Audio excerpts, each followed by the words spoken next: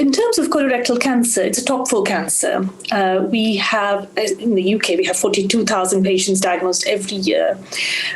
In terms of the patient groups, 75% of patients were able to diagnose them early, stages 1 to 3, but then you have 26% of patients who present with metastatic disease de novo.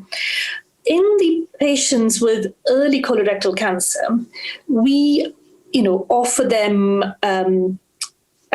curative surgery, but then we have, a significant proportion of them relapsing, almost up to 30-40% if they have stage 3 disease, for example. Once they develop metastatic disease, their survival is, the prognosis is quite bad. So 5-year survival is, less than 10%.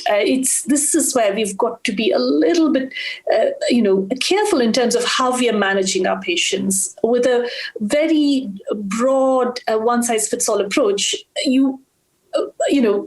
we need to change the way we're doing things. This is where the personalized strategy is really important.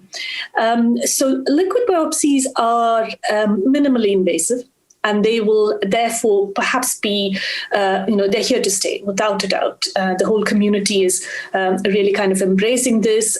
Some perhaps, in a much more larger scale, some more cautious, like us, where we feel the prospective randomized data is really essential in the, early setting before we use it as a predictive biomarker for adjuvant chemo.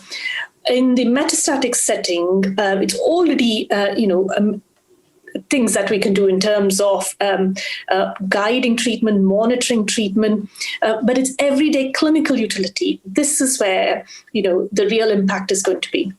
And for that to work, the sequencing costs definitely need to come down.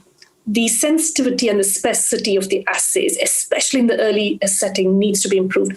And that work, I think, is possible only with academic and industry collaborations, which was the main intent when, Professor Cunningham and Mike Hubank, who leads the genomic hub here at the Marsden.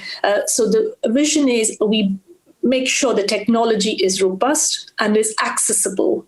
And once it's validated, then it's very much like a tumor marker that we've been using for so many decades. With regards to use of ctDNA in other, areas, we spoke about ctDNA clearance to see if the adjuvant chemotherapy has worked, in terms of early response to treatment, whether this is the way forward in terms of, say, drug development.